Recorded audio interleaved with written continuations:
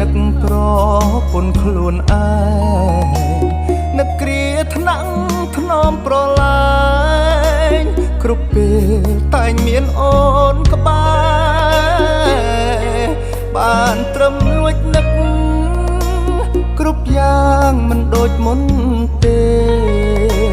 ព្រោះបងហើយនឹងមាសមេលែងត្រូវជា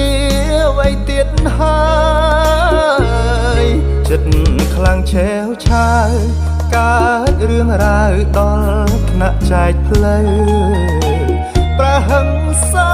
ធ្វើបាបបើខូខើពេលមួម៉ៅខឹងឲ្យតែខ្លួនឈ្នះបណ្ដោយតាមតែកំហឹងដល់ពេលស្ងប់ចិត្តបាត់ខឹងទើបដឹងបាត់បងគ្រប់យ៉ាងមួយឆ្នាំហើយអូនអើយសុខទុក្ខយ៉ាងណាមានគេប្រាប់ថាស្រស់ជីវ៉ាអីលើមានបានខុសកាលក្បែរបងនួនអងហត់កើបអំបែងចានតែងរងរោគស្លាកស្នាមធ្វើបាបអូនទាំងកាយទាំងចិត្តសាងអីបាននឹងសូមទោសប្រលឹងពីចំងាយរូបបងពិតជាសោកស្ដាយកំហុសសាងលើវមិត្ត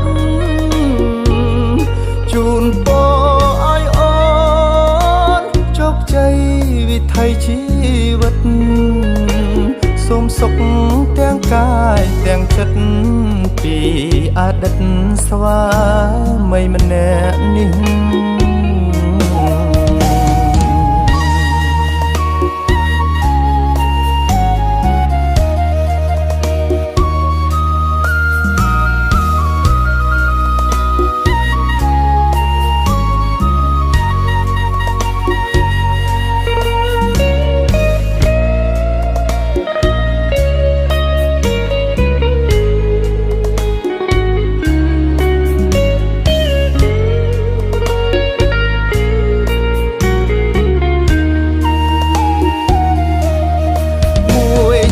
ហើយអូនអើយសុខទុក្ខយ៉ា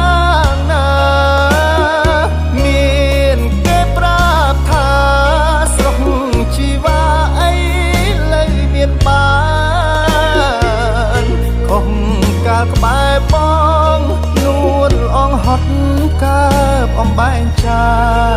នតែងរងរោគស្លាកស្នាមធ្វើបាបអូនទាំងកាយទាំងចិត្តសាងអីបាននឹងសូមទោសប្រលឹង